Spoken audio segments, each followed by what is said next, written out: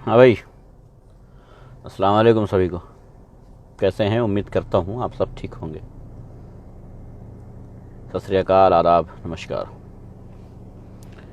जय हिंद। मरता भारत का भय। मरता भारत का भय। आप लोगों को पता होगा मरता भारत का भय क्या है। नहीं पता है तो सीख लो। जो भारत आज का है ये मरता भारत है, और इसका भय आपके दिलों में होना बहुत ज़रूरी है, क्योंकि आने वाले दिनों में भारत के जो हाल होने वाले हैं वो आप सबसे बर्दाश्त के बाहर होंगे। समझ रहे हैं ना इस बात को? खैर, हमने हेडिंग दी है कि हमको कांग्रेसी मत समझो सरकार। हमको कांग्रेसी मत समझो सरकार। मतलब जानते हैं इसका क्या हुआ? कांग्रेसी अच्छी तरह समझते होंगे, जो कांग्रेस में हैं वो अच्छी तरह समझते होंगे मेरा मतलब क्या है। जहां चाहो, जिस भी प्रदेश में चाहो, थप्पड़ मार के उनसे मुख्यमंत्री की सीट खाली करवा के खुद बैठ जाओ। ये जो सिस्टम है ना, ये हमसे या आवाम से ऐसा करने की कोशिश मत करे सरकार, तो अच्छा होगा। जी हाँ, सबसे पहले तो आपको दुखी कर दूं, हालांकि आप दुखी नहीं होते हैं, लेकिन आपको दुखी कर दूं। वालेकुम अस्सलाम ज़ोरावर भाई, कैसे हैं? आपको दुखी ये कर दूं कि बाप चाय वाला था ओरिजिनल। हमारा बाल बहुत गिरने लग गए थे भाई, बहुत ज़्यादा गिरने लग गए थे, तो मजबूरन कटवाना पड़ गया। तो हम ये कह रहे हैं, बाप चाय बेचते थे सच में। ज़ोरावर भाई वालेकुम सलाम। सभी को वालेकुम सलाम, नमस्कार, आदाब, सत श्री अकाल, जय हिंद, जय भारत। बाप सच में चाय बेचते थे एक गरीब बेटी के। बेटी ने मेहनत किया, स्कॉलरशिप मिली और वो अमेरिका पढ़ने गई, पढ़ करके वापस आई। उसे नहीं पता था कि जिस देश में हम वापस जा रहे हैं वो देश नहीं रहा जहां से हम आए थे। वो चली आई। उसको नहीं पता था कि भारतवर्ष रहने के लायक नहीं है, गुंडों का देश बन गया है, आतंकियों का देश बन गया है, लुटेरों का देश बन गया। उसे नहीं पता था। आखिरकार उस बेटी को नोचने के लिए बुलेट पे बैठे जवान, नौजवान, जो अपने आप को देश की सबसे बड़ी ताकत समझते हैं, मोटरसाइकिल पर उनकी बुलेट पर जाट लिखा हुआ था। नमस्कार राज भाई। जाट लिखा हुआ था, जैसा कि उसके भाई ने स्टेटमेंट दिया है, लड़की के भाई ने, कि बुलेट के ऊपर जाट लिखा हुआ था। पीछा किया लड़की को नोचने के लिए। आखिरकार एक एक्सीडेंट में उस लड़की की मौत हो गई। बाप चाय बेचता था, गरीब था, लड़की के खुद की मेहनत की वजह से स्कॉलरशिप मिली थी, अमेरिका पढ़ने गई थी, पढ़ के वापस आई थी। उसको नहीं पता था कि हम जहां वापस आए हैं वो दरिंदों का मुल्क है। अब वहां इंसान अपना घर छोड़ चुके हैं, अब दरिंदे रह रहे हैं वहां। आखिरकार उसकी इज्जत तो बच गई, लेकिन उसके बदले जान चली गई। और अगर जान बच जाती तो उसकी इज्जत लुट जाती। जो खबर मैं तुमको दे रहा हूं ये बुलंदशहर की है। उसकी जान ना गई होती तो हम ये खबर दे रहे होते कि उस बच्ची का गैंगरेप हो गया और उसके बाद उसकी हत्या हो गई, हम ये कह रहे होते। लेकिन उसकी इज्जत बच गई, जान चली गई। भारतवासियों, मुबारक हो, मुबारक हो। तुम्हारा मुल्क इतना शानदार हो चुका है कि विश्व गुरु है। इस टाइम पर भारतवर्ष विश्व गुरु है बलात्कार में, और उसकी राजधानी, भारत की राजधानी इस टाइम उत्तर प्रदेश है क्राइम में। भारत के किसी भी कोने से कोई लड़की चली आवे, उसकी इज्जत लुटने की गारंटी देता हूं, अगर वो भारत में है तो। ये है हमारा भारतवर्ष। शुरू करते हैं, सरस्वती पूजा करते हैं, लक्ष्मी पूजा करते हैं, सारी देवियों की पूजा करते हैं, भारत माता की पूजा करते हैं, गौ माता की पूजा करते हैं, और उसके बाद घर से निकलते ही किसी न किसी लड़की पर अपनी नीयत खराब कर लेते हैं और उसकी इज्जत लूट लेते हैं। और हम प्राउड करते हैं कि हम इंडियन हैं। वाह रे प्राउड। भाई साहब, मुझे इस बात का कोई प्राउड नहीं है।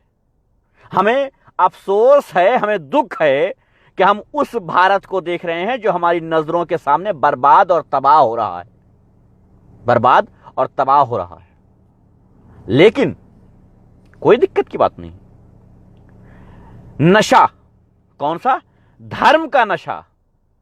हम हिंदू हैं, हम मुसलमान हैं, बस मंदिर वहां बनाएंगे, मंदिर वहां बनाएंगे, उस शहर में बनाएंगे, उस मस्जिद को गिरा के बनाएंगे, उसको बनाएंगे।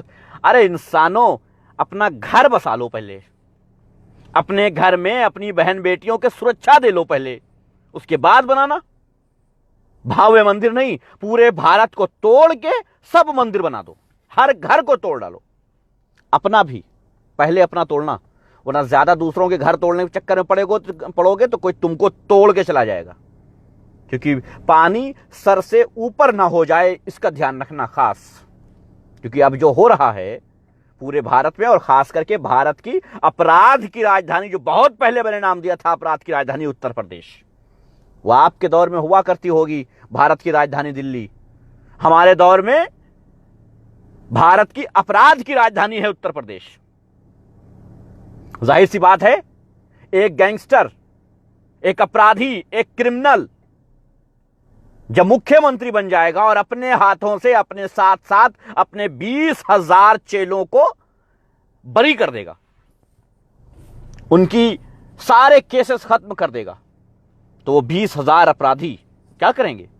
और जब खुद किसी धर्म को रिप्रेजेंट करता हो कोई मुख्यमंत्री, तो उस प्रदेश में सबके सब धर्म के नशेड़ी ही मिलेंगे।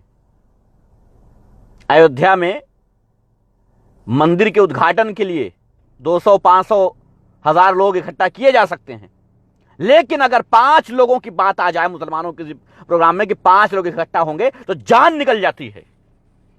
मुझे लगता है कि तुम ये समझते हो, मुझे लगता है, ये महसूस होता है कि तुम ये समझते हो कि मुसलमान 5 करोड़ के बराबर होते हैं। शायद तुम्हें लगता हो, मैं नहीं कह रहा हूं, तुम्हारे हिसाब से, तुम्हारी नियत से, क्योंकि तुम्हारे पास 5,000 आदमी इकट्ठा हो जाए कोई दिक्कत नहीं है, कोई दिक्कत नहीं है। लेकिन 5 मुसलमान इकट्ठा नहीं होना चाहिए। क्यों भाई? आखिर 5 मुसलमानों से इतना डर क्यों तुमको? इतना खौफ क्यों है तुमको इन 5 मुसलमानों से? कुछ तो वजह होगी। इतना मत डरो, इतना मत डरो। हम मुसलमान जितना ज्यादा गुस्से में रहना जानते हैं ना, उतना ज्यादा शांत स्वभाव के भी हैं। यकीन मानो, हम तुम्हें भूखा देखेंगे तो अपने आप को बेच करके खाना खिला देंगे।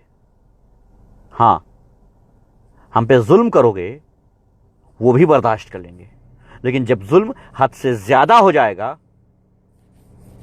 तो 100 सुनार की और 1 लोहार की सुना होगा तुमने। इसलिए हमें कांग्रेसी मत समझो कि किसी भी प्रदेश में गए और थप्पड़ मार के कांग्रेसियों को भगा के और वहां के मुख्यमंत्री की कुर्सी पर अपना आदमी बिठा दिया। नहीं साहब, हम कांग्रेसी नहीं हैं।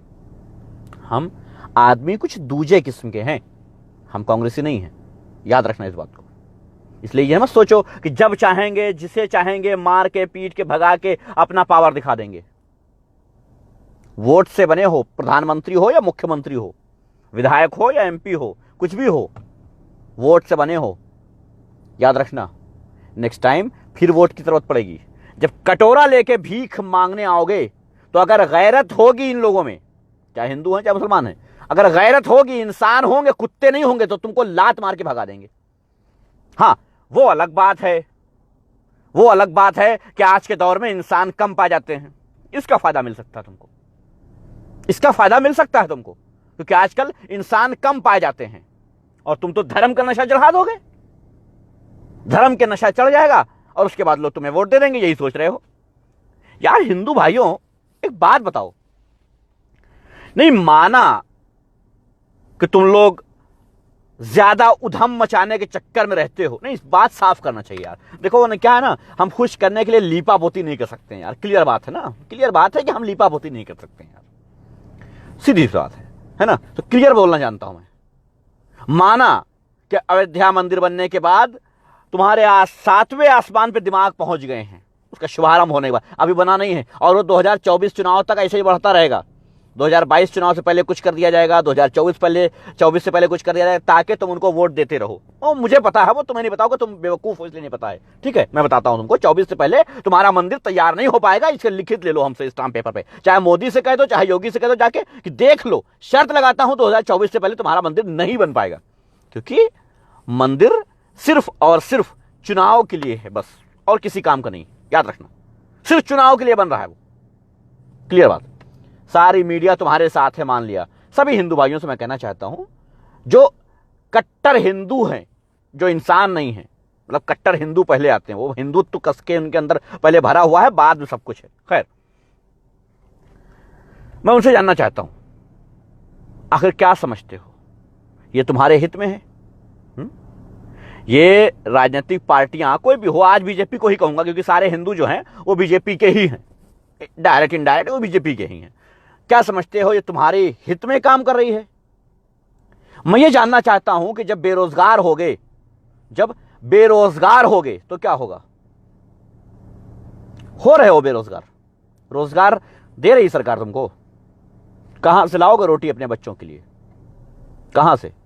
हमारी नफरत में 20% की नफरत में 80% हिंदुओं को तुमने सड़क पे लाके खड़ा कर दिया।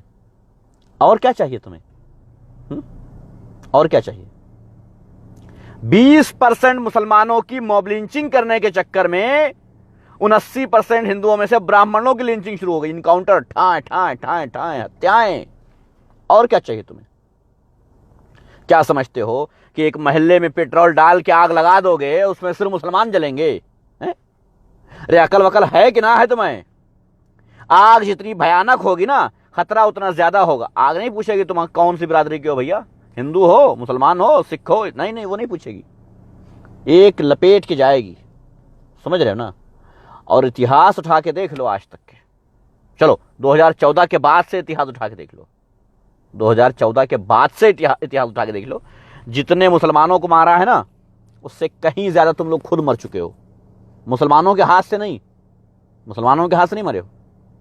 मुसलमान तो सब्र करता जा रहा है, मुसलमान तो सिर्फ सब्र करता जा रहा है, और उसका सब्र का फल देखो कहां से कहां पहुंच गए हो। हाँ भाई, एक बात नहीं समझ में आती है मुझे, अभी कोई प्रोग्राम हो, कुछ हो, सभी मुसलमान सभी हिंदू भाइयों को विश करते हैं, है ना, दीपावली हो, ये हो, वो हो, कोई भी त्योहार हो, इसको विश करते हैं, ऐसा वैसा, ये जन्माष्टमी है, वो सब कुछ विश करते हैं, ठीक है। मगर आप लोग जानते नहीं हो हमारे धर्मों के बारे में, या विश करने में आपको किसी का डर लगा रहता है कि साहब नहीं, हम विश कर देंगे तो हमारे वाले हमसे नाराज हो जाएंगे। ऐसा क्यों? ये एक हाथ है, हम इससे ताली बजाने की कोशिश कर रहे हैं, बज नहीं रही हो। हां, कंटाप मारने की कोशिश करें अगर किसी को, तो अच्छे से पड़ सकता है, लेकिन अगर हम ताली बजाएं तो नहीं बजेगी। ताली बजाने के लिए 2 हाथ चाहिए, तब ताली बजती है, समझ रहे हो ना। नहीं, इतनी आराम से और इतने तरीके से जैसे समझा रहा हूं मैं, मुझे नहीं लगता कि मैं इससे ज्यादा बेहतर तरीके से समझा सकता हूं। बहुत अच्छे समझा रहा हूं, इससे ज्यादा नहीं समझा सकता हूं मैं। एक हाथ से कंटाप पड़ सकता है, हमारी तुम्हारी दुश्मनी बढ़ सकती है, मगर एक हाथ से ताली नहीं बज सकती है। इस बात का ख्याल रखो, इस बात का ख्याल रखो, क्योंकि हम तुम्हारे किसी त्योहार में ये नहीं सोचते हैं कि हम अगर विश कर देंगे तो हमसे मुसलमान नाराज हो जाएंगे, ये नहीं करते हैं, समझ रहे हो ना। इस बात को ख्याल में रखा करो कि हम ये नहीं सोचते हैं कि हमारा धर्म भ्रष्ट हो जाएगा, हम विश करते हैं। बात विश करने की नहीं होती है, बात ये होती है कि उसमें दिल क्या कहता है, उससे दिल पता चल जाता है कि दिल क्या कहता है, पता चल जाता है कि साहब क्या मसला है, मसला हल हो जाता है उसका। ऐसे नहीं किया जाता है, ऐसे नहीं किया जाता, जैसे कर रहे हो ऐसे नहीं किया जाता है भाई। थोड़ा सा अपने माइंड में भी बदलाव लाने की जरूरत है। अगर नहीं लाओगे तो काम नहीं चलेगा। अभी उस चीज का नाम नहीं लेंगे जो शुरू होने वाली है, शुरुआत होने वाली है, और इसमें हम आप लोगों का योगदान देख लेंगे। नाम नहीं लेंगे अभी, आने वाले वक्त में हम योगदान देख लेंगे। और तुम्हारी दोगली सरकार जो है, दोगली, याद रखना, शब्दों का चयन बहुत सोच के करता हूं। दोगली सरकार, दो मुहा सांप जो बैठा है, जिसे अपना बाप समझते हो। भाई कोई शाहिद भाई कॉल कर रहे हैं, प्लीज बाद में कॉल करिए, ठीक है। जिनको अपना बाप समझते हो वो क्या करते हैं देख लूंगा। उसके बाद बताऊंगा कि असल मसला क्या था। 15 दिन, सिर्फ 15 दिन तुम्हारी दोगली सरकार के दो मुहा सांप के सारे चेहरे सामने आ जाएंगे। 2-2 हजार लोग इकट्ठा होते हैं लेकिन कोई प्रॉब्लम नहीं होती, लेकिन 5 लोग इकट्ठा करने में जिसकी, समझ जाओ बस, 5 लोग इकट्ठा हो जाए अगर मुसलमान के, तो जिसको बड़ी तकलीफ हो जाती है। देखता हूं 2-2 हजार लोग इकट्ठा करने में जिनको तकलीफ ना हुई थी, 5 लोग इकट्ठा होने में उनको तकलीफ है, क्योंकि वो मुसलमानों का काम है। इसलिए समझ जाओ, अपना दोगलापन बंद कर दो। अपना दोगलापन बंद कर दो। भारत में जिस हिसाब से बेरोजगारी बढ़ रही है, उससे तेज धार्मिक उन्माद बढ़ रहा है। धर्म के नाम पे जहर फैलाया जा रहा है। अरे शर्म करो यार, भूखे मर रहे हो, भूख से मर रहे हो, ऐशो आराम की जिंदगी छोड़ो, भूख से मर रहे हो, लेकिन धर्म का नशा चढ़ा हुआ है। अरे हद तो तब हो गई है जब वो लोग जिनको लॉकडाउन में मुसलमानों ने खाना पहुंचाया है, ये कहने की बात नहीं मगर कहना पड़ता है। जब बात दोहरी नीति की होती है, दोगलेपन की होती है, तो कहना पड़ता है। मुसलमानों ने अपना सब कुछ निछावर कर दिया और खाना खिलाया जिन लोगों ने मुसलमानों से बार बार खाना लेकर के खाया होगा, वो आज मुसलमानों के खिलाफ मजे ले रहे हैं। क्यों? क्योंकि आज बात हिंदुत्व की है, बात हिंदुत्व की आ गई है अब। इसलिए और शर्म से डूब मरो यार। माजिद अज़मी, मैं तुझे ब्लॉक करता हूं, तू रहने के लायक नहीं है मेरी लिस्ट में, तो भाग जा, तू ब्लॉक हो गया, ठीक है। आज जो है धर्म की बात आ गई, और जो भूख से मर रहे थे तो तुम्हारा कोई धार्मिक भैया नहीं आया था तुम्हारे सामने, कट्टर हिंदू शेर नहीं आया था तुम्हारे सामने, हैं? तब यही मुल्ले आए थे तुम्हारे सामने, यही टोपीबाज आए थे तुम्हारे सामने, यही आए थे तुमको रोटी खिलाने कि कोई बात नहीं, हम खिलाएंगे, मरते दम तक खिलाएंगे, और खिलाया। लेकिन आज वही लोग खड़े हो गए हैं मुसलमानों के खिलाफ। किस बात पे? क्या मुसलमानों की गलती है? नहीं ना, कोई गलती नहीं, कोई मसला नहीं है, कोई बात नहीं है, कोई चीत नहीं है। फिर भी तो फिर क्यों खड़े हो गए? हमारे धर्म का मसला है, हम मजा मना रहे हैं। अरे भाई खुशियां मनाओ, समझ में आता है, खुशियां मनाओ समझ में आता है, लेकिन औकात में रहो। कम से कम अपनी जबान को अपनी औकात में रखा करो, अपनी औकात में रखा करो अपनी जबान को। आई बात समझ में? अपनी जबान को अपनी औकात में रखा करो। जब तुमको यह पता हो कि तुम किसी दूसरे के टुकड़े पे पलने वाले हो, तब अपनी जबान को अपनी औकात में रखा करो। समझा रहा हूं? समझदार होगे तो समझ जाओगे, नहीं तो चुल्लू भर पानी लेके डूब मरोगे। आज नहीं, किसी और दिन मर जाओगे, क्योंकि धर्म का नशा इतना ज्यादा सर पे चढ़ा जा रहा है कि तुम लोग बचोगे नहीं। एक दिन खुद सुसाइड करोगे। लगातार लोग सुसाइड करते जा रहे हैं, लगातार लोग सुसाइड करते जा रहे हैं। कौन है वो लोग सुसाइड करने वाले लोग? क्या धर्म देखा है उनका? क्या जाति? नहीं, हिंदू, मुसलमान, सिख, ईसाई, कोई भी हो, खाने के लिए नहीं है, बच्चे भूख से तड़प रहे हैं। सुसाइड ही करेंगे ना, क्या करेंगे? सुसाइड ही करेंगे, कोई दिक्कत नहीं। लेकिन तुम लोगों के धर्म का नशा सर पे चढ़ चुका है। हम कुछ भी कर लें, कुछ भी कर लें, तुम साथ देने वाले तो नहीं हो। न जाने क्यों ऐसा करते हो। मैं सोशल मीडिया पे एक चीज सीख गया हूं, हम अपनी गर्दन काट के तश्तरी में पेश कर दें तुम्हारे लिए, लेकिन तुम क्या करोगे? सभी के लिए कह रहा हूं, तुम क्या करोगे? अगर हिंदू हो तो कहोगे साहब वो तो छुरी तेज थी इसलिए कट गया, वो तो नौटंकी कर रहा था काटने की, है ना? छुरी तेज थी, गलती से कट गया होगा। यही सोचोगे तुम्हारे लिए काट के रखा है उसने तश्तरी में। नहीं नहीं, छुरी तेज थी, गलती से कट गया होगा। और जो मुसलमान है वो क्या कहेंगे? गोश्त काट रहा होगा, गलती से गर्दन पे लग गया, यानी काम नहीं आएंगे। मैं नहीं कह रहा हूं काम आओ, लाओ हमको पैसा दो, हैं, हमारा साथ दो, नहीं नहीं नहीं नहीं, कुछ नहीं। ना पैसे की बात कर रहा हूं, ना साथ की बात कर रहा हूं, ना ताकत, कुछ नहीं, कुछ नहीं कह रहा हूं। लेकिन कभी अपने गिरेबान में झांक लो, तुमसे अगला क्या चाहता है समझ जाओ। मुझे कुछ मत देना। अगर अपने बच्चों के लिए कुछ कर सकते हो तो कर लो, अपने बच्चों के लिए। और अपने बच्चों के लिए सबसे बेहतर यही कर सकोगे कि ये हिंदू मुसलमान का नशा छोड़ करके दोनों एक दूसरे के साथ हो जाओ। सबसे बड़ी बात, ये सारी राजनीतिक पार्टियां चुल्लू भर पानी में डूब डूब के मर जाएंगी अगर दोनों एक हो गए तो। लेकिन नहीं, अगर एक होना है मस्त रहो। सोशल मीडिया से मैं बहुत कुछ सीखा हूं, आप सीखे हो या ना सीखे हो, मैंने बहुत कुछ सीखा है सोशल मीडिया से। सोशल मीडिया पे मुझे बहुत अच्छे लोग भी मिले हैं, शानदार लोग मिले हैं, बहुत ही शानदार लोग, लेकिन उनका परसेंटेज बहुत कम है। 10% लोग मिले हैं अच्छे, बाकी 90% लोग वही मिले हैं वाह वाह वाले, वाह वाह वाह वाह, क्या बात है, क्या बात है। और उसके बाद समझ जाओ अभी भी वक्त है।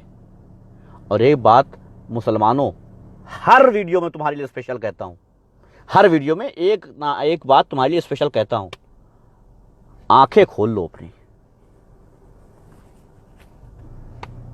इससे ज्यादा मैं नहीं कह सकता हूं, आंखें खोल लो अपनी। सिर्फ कान खुले रखे हो ना, तबाही के रास्ते पे चल रहे हो।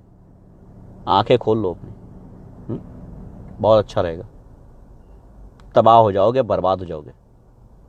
जानते हो क्यों? क्योंकि हर तरफ दोगले खड़े हैं। किधर जाओगे? हर तरफ डसेंगे। तुम समझ रहे हो कि हम सांप की पूंछ पे आ गए हैं? नहीं नहीं नहीं, उधर भी एक मुंह है, वो भी डसेगा। इसलिए कह रहा हूं साहब, होशियार हो जाओ। मियाँ भाई की डेयरिंग नहीं, कभी कभी मियाँ भाई का दिमाग भी लगा लिया करो। सिर्फ डेयरिंग नहीं। हम दौड़ते जा रहे हैं और आंखें बंद किए हैं, मियाँ भाई की डेयरिंग में भागते जा रहे हैं स्पीड में। आगे खाई है, कुआं है, क्या है, कोई फर्क नहीं पड़ता, कूद गए, मर गए। किस काम की मेरी डेयरिंग? आंखें खोलो, दिमाग लगाओ। जिस रास्ते पे चल रहे हैं इसकी मंजिल क्या है, कहाँ पहुंच रहे हैं, कहाँ भाग रहे हैं, सही जगह है भागने की कि नहीं, मरने तो नहीं जा रहे हैं कहीं, खाई में तो नहीं कूद जाएंगे कहीं। दिमाग लगाओ थोड़ा, खाली मियाँ भाई की डेयरिंग मत लगाओ। थोड़ा सा जमीन में आके सोच लो, आसमान में मत लो। अब तुम्हारे लिए जरूरी है, वरना इसी तरह लोग लूट लेंगे, समझ जाओ। और भैया भारतवासियों, शर्म से डूब मरो, हैं? शर्म से डूब मरो। अगर हर दिन 100 के ऊपर बलात्कार हो रहे हैं भारत में तो शर्म से डूब मरो। तुम्हारे समाज में बलात्कार हो रहा है और तुम खामोश हो तो मर जाओ डूब के। अरे काट के टुकड़े करके फेंक देना चाहिए मुजरिम को, टुकड़े करके।